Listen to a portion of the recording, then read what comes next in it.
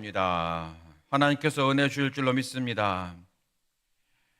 우리가 이제 작은 자 큰 믿음이라고 하는 큰 주제를 가지고 말씀을 보다가 우리가 12월 이제 세 번째 주인가부터요, 이 기도에 관한 말씀 우리가 보고 있습니다.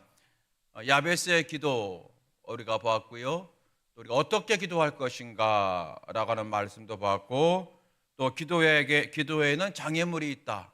장애물을 극복하라. 장애물을 돌파하라. 그런 말씀도 나누었고요.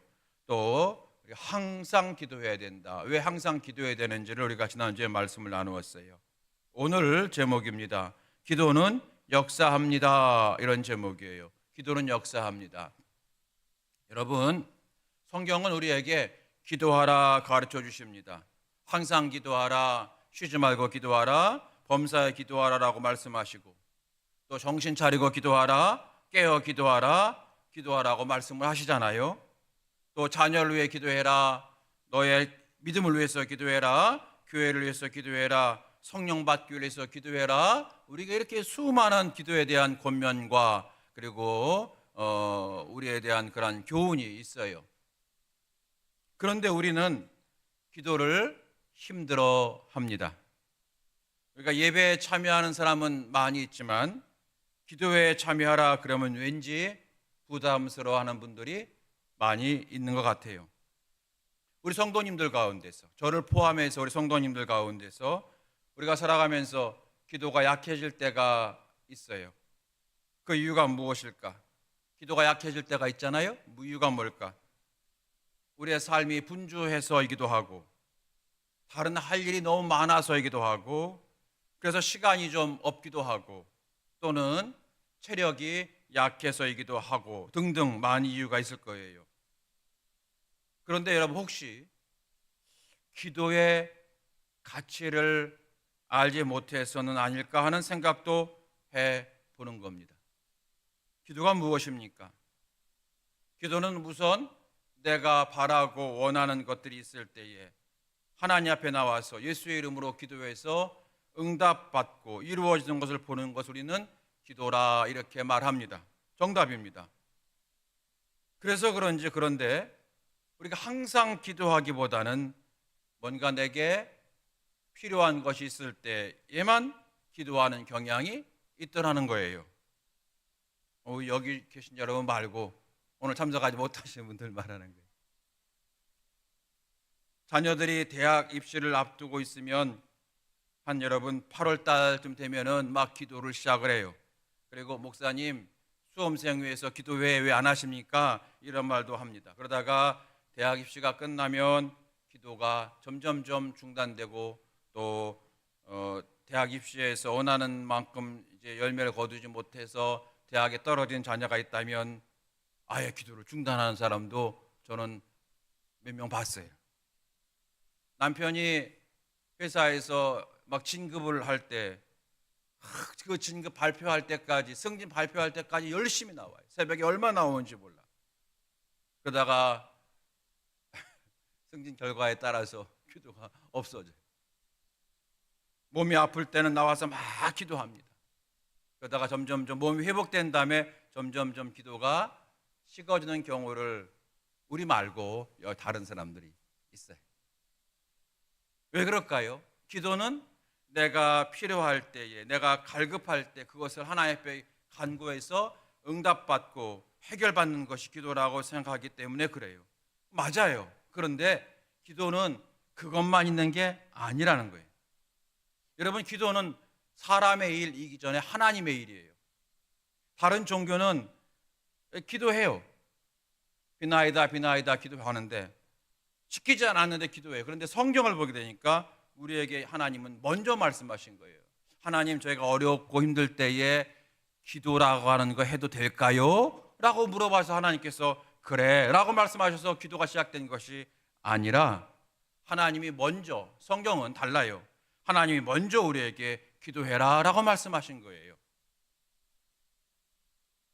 여러분, 기도는 그래서 사람의 일이면서 하나님의 일이다. 특별히 하나님의 뜻을 이루어 가시는 하나님의 방법이 기도라는 거예요. 하나님의 뜻을 이루어 가시는데 그 하나님의 방법이 기도라고 하는 거예요. 이 도로 끝나는 건 참 미련해 보이는 거예요. 기도도 미련해 보이기도 하고 전도도 미련해 보이기도 해요. 근데 그게 하나님의 일하시는 방법이에요.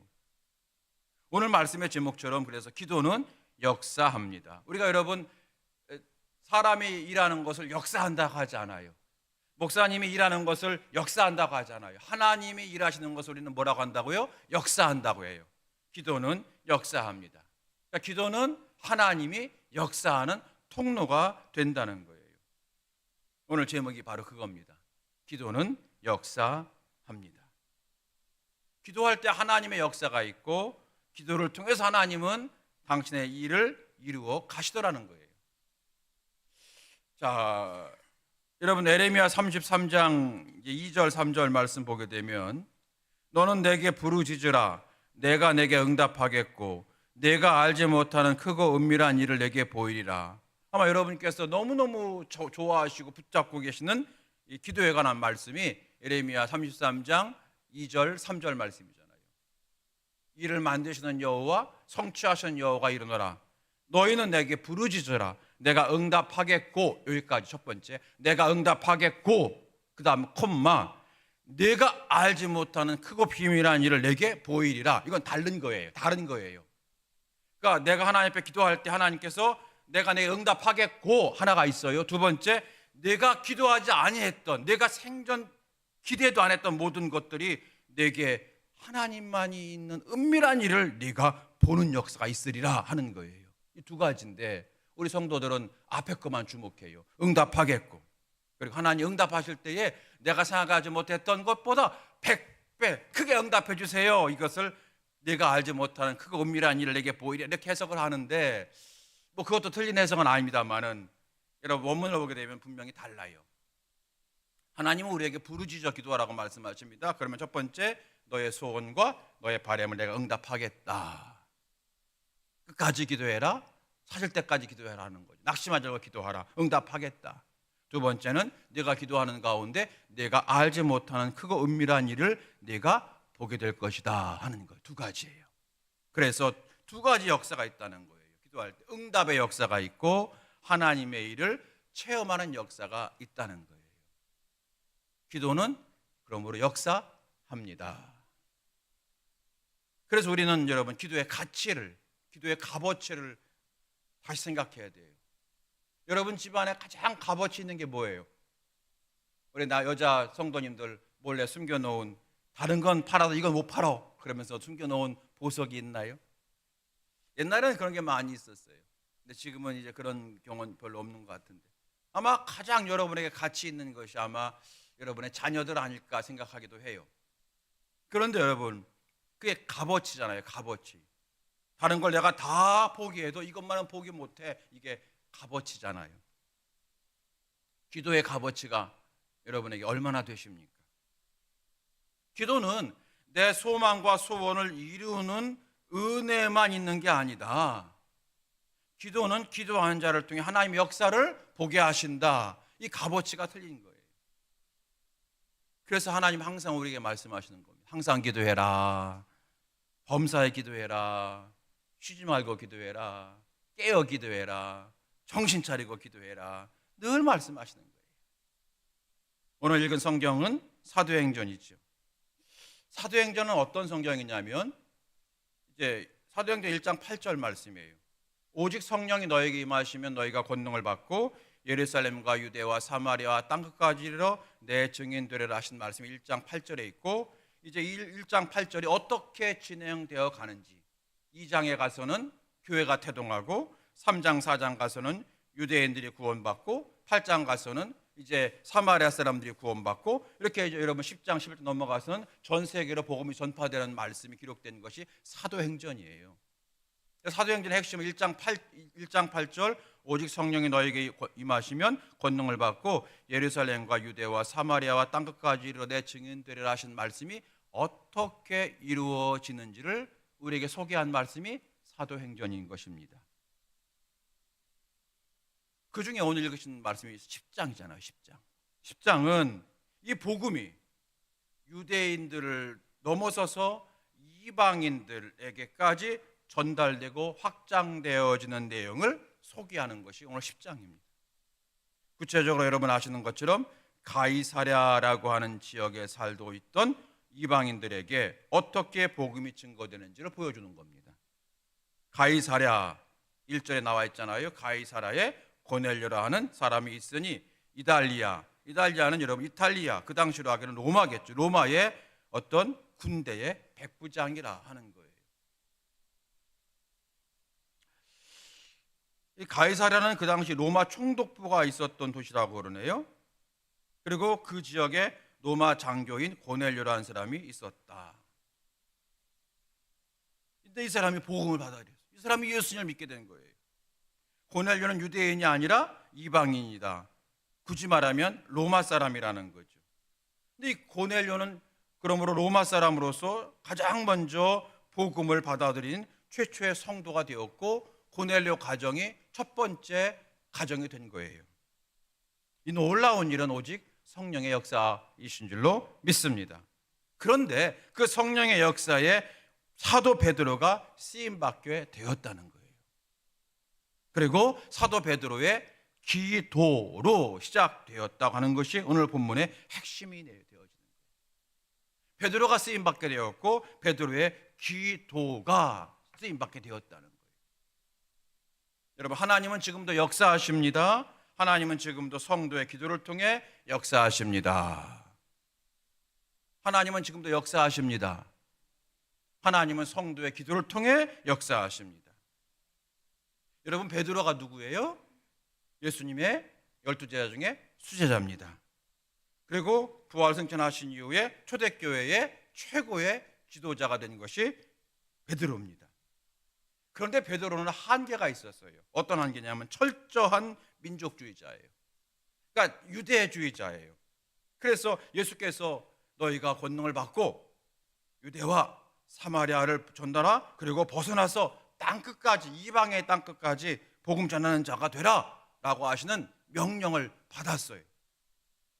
그런데도 베드로는 늘 유대인에게만 복음을 전하는 데 힘썼어요. 이방인들에 대해서는 전도하지 않았어요. 왜 그랬을까요? 주님께서 1장 8절에서 그렇게 말씀하셨고, 왜 전도 안 했을까요? 이게 여러분에게는 그런 거 없습니까? 저희 사모흉 하나 볼게요.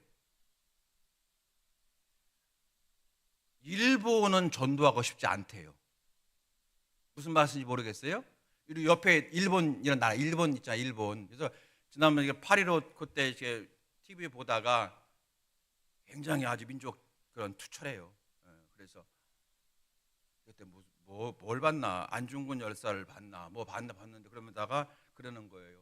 아, 우리 친구 전 목사님이 일본의 나가사키에 이제 교회를 세웠는데 거기 이제 선교를 하는데 이번에 나보고 같이 가자고 했었는데 내가 갑자기 화곡동교회에서 명암교로 옮기면서 그래서 못 갔네. 내년에는 가야 되나 이런 얘기 했더니 뭐라고 하냐면, 근데 오빠가 바로 저예요. 오빠, 나는 일본은 좀 싫어 그러는 거예요. 그래서 왜?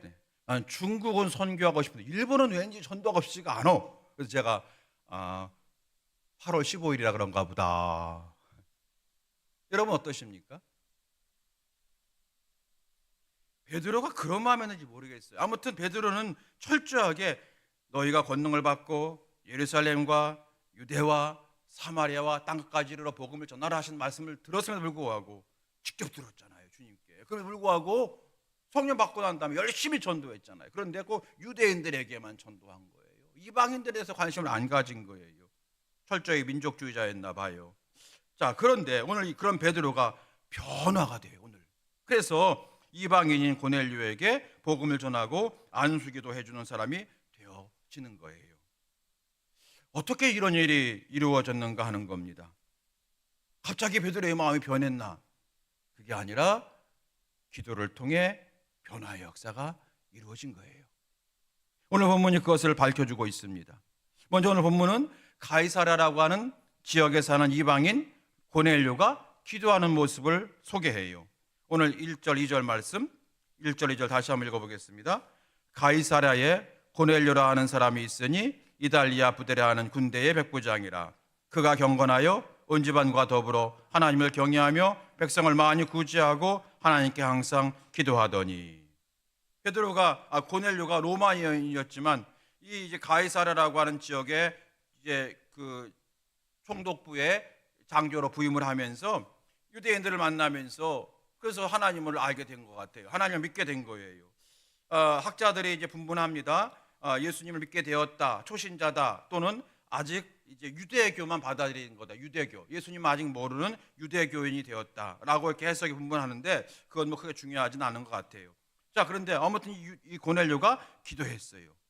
하나님께 항상 기도했다는 거죠. 하나님이 그 기도를 들으셨다는 거잖아요. 그런데 오늘 2절에 이렇게 고넬료의 기도가 있는 동시에 누구의 기도가 있냐면 베드로의 기도가 있어요. 9절입니다. 9절 보세요. 9절 시작. 이튿날 그들이 길을 가다가 그 성이 가까이 갔을 그때에 베드로가 기도하려고 지붕에 올라가니 그 시각은 제 6시더라. 아멘. 가이사랴의 고넬료가 기도하고 있어요. 베드로는 이때 욥바라고 하는 지역에 있었어요. 욥바 하면 여러분 그 구약의 요나 선지자가 생각이 나죠. 욥바라고 하는 도시에 있었어요. 베드로가 갑자기 기도하는 마음이 생겨요. 본래 베드로는 시간을 정해 기도했어요. 제 6시라고 하는 것은 6시에 기도했다. 우리식으로 말하면 낮 12시입니다. 베드로는 이제 3시, 6시, 9시 기도했잖아요. 그래서 그 성전 미문에 앉아있는 38년 된 병자를 일으켜 세웠잖아요. 은과 금은 내게 없으나. 그 놀라운 역사가 제 9시에, 우리식으로 말하면 오후 3시에 기도하러 가다가 만난 거예요. 아무튼 베드로가 이제 낮 12시에 기도하려고 마음을 먹고 오늘 말씀 보니까 지붕에 올라갔다. 아니요, 기도할 때 왜 지붕에 올라가느냐? 무슨 뭐 지붕은 옥상, 옥탑방 정도 생각하시면 돼요. 옥탑방. 옥탑방이죠, 옥탑방. 옥탑방 정도로 생각하시면 돼요. 그런데 기도하던 가운데 베드로가 환상을 보는 거예요. 환상을 보아요. 비전을 보고 유명한 보자기 환상이잖아요. 하늘에서 이제 보자기가 내려오는데 그 안에 음식이 있어요. 그 음식이 있구나. 이제 12시니까 배가 고픈 거예요. 먹으려고 막 환상 중에 펴니까 그 율법에서 먹지 말라고 하는 음식이 있는 거예요. 여러분 레위기에 보게 되면 이런 음식을 먹어라, 이런 음식을 먹지 말라 이런 게 있잖아요. 근데 먹을 수 없는 음식만 있는 거예요. 그래서 에이 뭐 근데 소리가 들려요. 음식을 먹어라, 먹어라, 먹어라. 베드로야 일어나서 잡아 먹으라는 거예요. 베드로가 뭐라고 합니까? 안 됩니다. 못 먹습니다. 율법에 금한 겁니다. 못 먹습니다. 근데 계속해서 먹으라. 여기서 막 갈등이 일어나는 거예요. 그때 사람들이 베드로를 찾아와요. 전혀 모르는 사람들이 베드로를 찾아온 거예요. 사실 이 사람들은 이 고넬료가 보낸 사람들이죠. 베드로는 지금 아직까지 기도하고 있어요. 성령께서 계속 음성을 주시는 거예요. 먹어라. 못 먹습니다. 먹어라. 못 먹습니다. 아니 하나님이 먹으라고 하는데도 못 먹겠다는 거예요. 못 먹겠습니다. 이거는 내가 먹겠다고 계획에 없습니다. 이러는 거예요. 그때 이제 고넬료가 보낸 사람들이 베드로를 찾아왔잖아요. 그 사람들이 베드로 사도요, 로마 사람들이 찾아왔습니다. 베드로가 이제 기도를 마치고 내려간 거예요. 만나가 보니까 뭐라고 얘기하냐면 우리가 여기 온 것은 우리 고넬료 장군이 많이 기도하는 사람인데 기도하다가 음성 들었답니다. 저 요빠에 가서 베드로를 만나라는 거예요. 베드로를 통해서 진짜 복음을 들어라. 베드로를 통해서 예수님의 이야기를 들으라고 세례 받으라고 우리에게 말씀하셔서 우리가 그 사명 가지고 심부름하러 왔습니다라고 얘기하는 거예요. 결국 이 사건이 시작점에 의해서 베드로가 고넬료를 만나자는 거예요. 그리고 결과 고넬료 집안 모두가 고넬료가 자기뿐 아니라 자기의 가족, 친척들 다 모이게 해서 거기서 예수님 믿고 놀라운 역사가 성령의 충만함을 받는 역사가 일어나게 되는 거예요. 그 집안의 생명의 역사가 시작됐고 그 집안의 구원의 역사가 시작된 겁니다. 여러분 그 당시 로마 군대 백부장은 이건 여러분 상상을 초월하는 권력이에요. 상상을 초월하는 권력이에요. 적어도 우리나라 여러분 육군 참모총장 정도 되는 권력이에요. 그 정도 권력인 거예요. 로마 그때 로마. 더구나 총독부 그런데 그 사람이 그 권력보다 훨씬 가치 있는 생명을 얻게 된 거예요. 영생을 얻게 되고 구원을 얻게 된 줄로 믿습니다. 그리고 고넬료를 통해서 이 복음의 역사가 막 시작되는 거예요. 여러분, 오늘 이 말씀 우리는 시간적 순서를 살펴볼 필요가 있거든요. 이겁니다. 여러분, 베드로의 기도가 먼저였나요? 고넬료가 보낸 사람들과의 만남이 먼저였나요? 기도가 먼저였다는 거예요. 베드로 입장에서는 기도가 먼저인 거예요. 여러분, 이겁니다. 베드로가 하나님, 오늘 왠지 마음 이상합니다. 어디 멀리서 내게 사람이 보낼 것 같은데 그 사람을 만나면 제가 갈까요 말까요? 하나님, 제게 응답 주세요 라고 기도를 시작했나요? 아니면 전혀 그거 관계없이 기도 시작했나요? 전혀 관계없이 기도 시작한 거예요. 어쩌면 베드로는 습관적으로 기도했는지도 몰라요. 그래서 베드로가 9절 10절 말씀 보게 되면 베드로가 기도하려고 지붕에 올라가니 그 시자가 제 육시더라. 그다음 10절에 그가 시장하여 먹고자 하며 기도하다가 갑자기 배가 고파가지고 밥 먹으러 내려오려고 했던 거예요. 난 12시니까. 어쩌면 베드로도 오늘 내가 엄청난 그런 일을 할 거야. 그래서 정말로 각오라고 기도하는 것이 아니라 그냥 제 6시, 9시 이렇게 습관적으로 기도했는지도 몰라요. 오늘 여러분 혹시 금요 기도회라 생각되어서 여러분께 습관적으로 나오신 분 계십니까? 그런데 하나님이 역사하시더라는 거예요. 거기서 이게 오늘 핵심인 거예요. 가이사 사람들이 찾아와서 베드로에게 그런 말을 하고 이제 베드로가 그 말을 듣고 주님, 제가 가야 되나요 말아야 되나요? 기도해서 응답받아 결정한 것인가요? 아니면 하나님이 먼저 베드로에게 기도하는 마음을 부어주시고 기도하던 가운데 생각지도 못했던 그 은밀한 환상을 보게 하심으로 시작된 사건인가요? 후자잖아요. 후자. 이게 기도의 가치라는 거예요, 여러분. 그래서 기도에는 하나님의 역사가 있습니다. 첫 번째, 하나님의 계획이 먼저 있습니다. 하나님 먼저 항상 계획을 세우세요. 여러 성경 보거든 예수님 이 땅에 보내실 때 하나님께서 이미 구약 성경을 통해서 이미 다 계획을 세우셨잖아요. 하나님은 아주 계획에 철저하신 분이에요. 하나님은 아주 그냥 T고 J예요. 아주 그냥 철저한 계획이에요.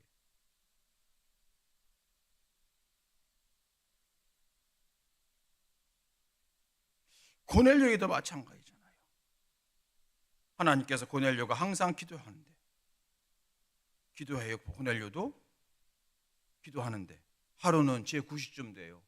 9시는 오후 3시라고 해요. 하루는 오후 3시쯤 기도하는데 환상 중에 하나님의 사자가 고넬료에게 고넬료야 부릅니다. 난생 처음 음성 들으니까 두려워서 이게 무슨 소리야? 그러면서 무슨 일입니까? 천사가 내 기도와 구제가 하나님께 상달되었다. 그러면서 너는 사람들 요바에 보내어서 베드로라고 하는 시몬을 청하라. 이렇게 명령을 받은 거예요. 환상을 받은 거예요. 그러니까 베드로나 고넬료나 이 만남을 전혀 예상하지 못하고 그냥 기도한 거예요. 그러니까 베드로는 6시에 그리고 아마 고넬료는 그 전날 아마 오후 3시에 기도했던 것 같아요. 그렇게 기도하다가 하나님께서 이미 계획을 세우셔서 이 만남을 하나님께서 만들어 놓으셨다는 거예요. 그게 오늘 핵심인 겁니다. 오늘 우리가 기도하는 자리에 나와 앉은 것은 우리가 이런저런 이유로 기도하자에 나와 앉은 줄로 압니다. 사실 여러분, 하나님은 언제나 우리를 기도의 자리로 초청하실 때는 나보다 먼저 하나님의 뜻이 있고 계획이 있으셔서 우리를 기도의 자리로 부르셨다는 이 영적 눈이 떠지게 되기를 예수님의 이름으로 축원합니다. 이것이 성경이 우리에게 알기 원하게 하시는 기도의 값어치인 거예요. 하나님의 계획이 있다. 두 번째, 하나님은 기도하게 하신다는 거잖아요. 기도하게 하신다. 9절에 다시 보면 9절에 이튿날 그들이 길을 가다가 그 성에 가까이 갔을 때에 그때에 베드로가 기도하려고 지붕에 올라가니 그 시각은 이제 6시더라. 12시라고 했잖아요. 사람들이 막 음식을 준비하려고 바빠요. 그런데 베드로가 기도를 시작했다는 거예요. 아마 베드로도 갈등이 있었겠죠. 이거를 기도로 오늘따라 웬일이. 그래서 왜냐하면 그가 시장하여 이런 단어가 참 독특하거든요. 그가 시장하여. 그러니까 베드로가 갈등했다고 해석을 할 수가 있어요. 밥 먹고 오늘따라 유난히 배가 고프네. 밥 먹고 기도할까? 아니야. 또 그러면 또 해이해질 수가 있지. 먼저 기도를 해야 되겠다. 그래서 오늘 좀 짧게 하면 되겠지. 뭐 이런 마음을 가지고 올라갔는지도 몰라요. 그래서 9절 말씀에 10절 말씀의 중간에 그가 시장하여 먹고자 하매라고 하는 한 번도 다른 성경에 없는 재미난 표현이 있다는 거예요. 여러분 어떤 마음이 드든지 우리 마음에 기도하고자 하는 마음이 생길 때가 있어요. 저는 목회자니까 더욱 그러한 것 같아요. 오늘 갑자기 아무개 성도를 위해서 기도하고 싶은 마음이 생겨요. 갑자기 그 사람을 신방하고 싶은 마음이 생겨요. 그러면 여러분 미루면 안 된다는 거예요. 여러분 길을 가시다가 여러분도 기도하고자 하는 마음이 생기면 그 자리에서 여러분 차를 세워놓고 기도하십시오. 또 혹 다른 교회가 보이면 그 교회 여러분 다른 교회라도 들어가서 여러분 기도하시기 바랍니다. 만일 여러분 베드로가 기도하고 싶은데 오늘따라 이상하다 밥 먹고 오후에 기도하자라고 생각했더라면 뭐 그럴 수 있지 않겠어요? 그래서 만일 베드로가 기도를 하지 않은 상태에서 가이사랴에서 온 고넬료가 보낸 사람을 만났더라면 한번 가정해 보세요. 그러면 가이사랴에서 온 고넬료가 보낸 사람들을 만나고 그 사람들의 말을 듣고 그 요청에 응답을 했겠어요? 전혀 아니겠죠. 베드로는 뼛속 깊이 유대주의자예요. 여러분 제가 나중에 말씀드리겠습니다만은 요즘 우리나라 이상한 것 같아. 민족이 신앙 우위에 있어 지금. 이거 여러분 바뀌지 않으면 우리나라 복 못 받아요. 민족이 신앙 우위에 있어 지금. 대표적인 사람이 누군지 아십니까? 요나예요. 요나. 요나는 하나님의 말씀보다는 민족이 원래 우위에 있던 사람이에요. 반공이 우위에 있어. 반공이. 민주가 우위에 있어. 하나님보다. 제가 설교가 좀 과격해지네요. 둘 다 얘기하는 거야 지금. 양쪽 다. 하나님 말씀보다는 반공이 우위에 있다니까. 사단의 역사예요. 정신 똑바로 차려야 돼요. 하나님 말씀보다 민주주의가 위에 있다니까. 이것도 여러분 사단의 역사예요. 여러분 정신 똑바로 차려야 돼요. 여러분 우리나라 아니 미쳐가고 있어요 지금 우리나라가 지금. 여러분 안 그렇습니까? 동의 안 하십니까? 요나가 그랬다니까. 요나가 하나님 죽어도 못하겠습니다. 아수리아 복음 전하 못하겠어. 하나님 저 사람 다 멸해. 내 뜻은 저 사람을 살리는 거야. 싫어요 하나님. 싫어요 하나님. 그게 요나예요. 요나. 좀 엉뚱한 데 갔습니다. 그런데 베드로가 그랬다는 거예요. 그런데 그래서 여러분 베드로가 기도하고 싶은데 밥 먹고 기도하자 그랬더라면, 그런데 가이사랴 온 사람 만났더라면 하나님의 뜻에 따라서 그들을 같이 고넬료 집에 갔겠어요? 못 가, 안 가지. 그런데 기도했기 때문에, 보자기 환상 보았기 때문에 이건가 보다, 이상한 환상을 이건가 보다 하면서 베드로의 마음이 움직였다는 거예요. 그러므로 놀라운 역사에 기도가 먼저 있었다는 거예요. 그래서 기도를 쉴 수가 없는 거예요.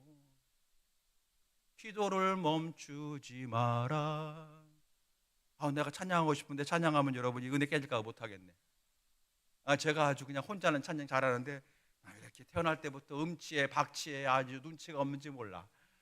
그래서 오늘 여러분 그 찬양 제가 많이 불렀어요. 그래서 오늘 한 두 분한테 제가 그 찬양도 보냈어요. 기도를 멈추지 마라. 그래서 이게 기도의 값어치라는 거예요. 그래서 혼자 있어도 기도해야 되는 거고요, 100명 있어도 기도해야 되는 거예요. 여러분 기도의 값어치가 있다.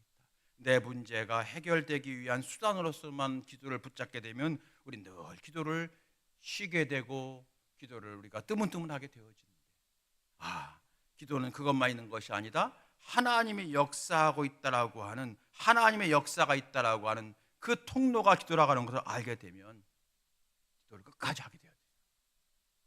그래서 마지막 세 번째, 기도는 하나님의 숨겨진 거룩한 뜻이 이루어지는 통로가 됩니다. 베드로는 만약에 기도하지 않았더라면 결코 그는 자기 생각으로는 여러분 고넬료를 안 만나요. 왜냐하면 유대인들은요 묘한 선민의식이 있어가지고요, 아무리 자기보다 권력이 있고 돈이 많은 사람이라 할지라도요 거기서는 예의하지만 돌아서서 뭐라고 하냐면, 아이고 율법도 없는 저 짐승과 같은 놈들, 이렇게 생각하는 거예요. 내가 아무리 가난하고 병들었어도 난 하나님 백성, 선택받은 유대인이야. 저 돈만 자랑하는, 권력만 자랑하는 저 미련한 놈들, 지옥 갈 놈들, 이렇게 생각하는 그 뼛속까지 그 마음이 있기 때문에 이제 그런 이방인을 만나면요, 자기의 마음과 믿음이 더러워진다 생각하는 거예요. 그래서 한번 만나면 집에 와서 손을 몇 번 씻는다 몰라, 막 씻고 막 그래. 정결의식이라고 하죠. 그런 베드로예요. 그러니까 베드로는 자기 생각으로는 도저히 고넬료 앞에 갈 수가 없는 바로 그 역사를 하나님께서 기도하는 베드로에게 은혜 주시어서 깨닫게 되어서 가게 된 거예요. 베드로가 놀란 거예요. 여러분 한번 10장 44절 45절 말씀 보십시오. 10장 44, 45절. 10장 44, 45. 베드로가, 제가 여기서 중요한 단어가 있어서 읽어드려요. 44, 45. 베드로가 이 말을 할 때에 성령이 말씀 듣는 모든 사람에게 내려오시니 베드로와 함께 온 할례 받은 신자들이 이방인들에게도 성령 부어주심 말미암아 놀라니. 전 여기 단어가 굉장히 가슴 뛰어요. 놀라니. 베드로가 깜짝 놀랐어요. 여러분, 우리의 인생에 이렇게 하나님께서 허락하신 은혜로 말미암아 깜짝 놀라는 역사가 일어나게 되기를 주의 이름으로 축원합니다. 놀랍게 됩니다. 하나님이 이렇게 우리 가정을 축복하시다니, 하나님 내 자녀를 이렇게 세워주시다니, 하나님 우리 교회를 이렇게 부흥시켜 주다니 깜짝 놀라는 거예요. 이 놀라운 역사가 우리 가운데 가득하게 되기를 축복합니다. 이 놀라움의 역사를, 체험을 베드로가 하게 된 거예요. 여기에는 베드로의 기도가 있었다는 겁니다.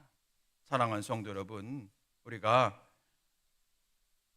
매일마다 새벽마다 한적한 곳에 가셔서 기도하셨던 주님을 기억을 하시고, 십자가를 앞두고 겟세마네 동산에서 눈물이 핏물 될 정도로 기도했던 주님을 기억하고, 십자가 위에서도 우리를 위해 기도해 주셨던 예수님을 기억을 하고, 부활하신 후에도 오직 너희가 기도에 힘써라, 그래서 성령의 충만함을 받으라 하셨던 명령도 우리가 기억을 하면서, 주님께서 왜 우리에게 이렇게 기도를 강조하실까? 그것은 성도의 기도는 반드시 역사하기 때문에, 하나님은 반드시 우리의 기도를 통해서 일하시기 때문에 우리에게 기도를 강조하시고 권면하시고 명령까지 하신 줄로 믿습니다. 그래요. 하나님은요, 우리의 기도를 사용하십니다. 우리가 기도하면 할수록 하나님의 크고 은밀한 놀라운 일에 가까워지는 겁니다. 여러분, 기도를 통해서 우리의 소원과 소망이 이루어지는 복을 많이 받게 되길 주님의 이름으로 축원합니다. 그것만 있는 것이 아니라 내가 기도할 때에 하나님께서 우리 가정에, 우리 자녀에, 우리 교회에, 이 나라에 놀라운 역사를 부어줄 것인데, 내가 기도하는 가운데 점점점 나의 작은 기도가 그 하나님의 역사를 앞당기는 어떤 축복의 통로가 되어지는 것이 우리의 기도라는 사실을 우리가 기억하여 더 힘껏 기도하고 끝까지 기도하는 저와 여러분 될 수 있게 되기를 주님의 이름으로 축원합니다. 이 말씀이에요. 그래서 기도는 역사합니다.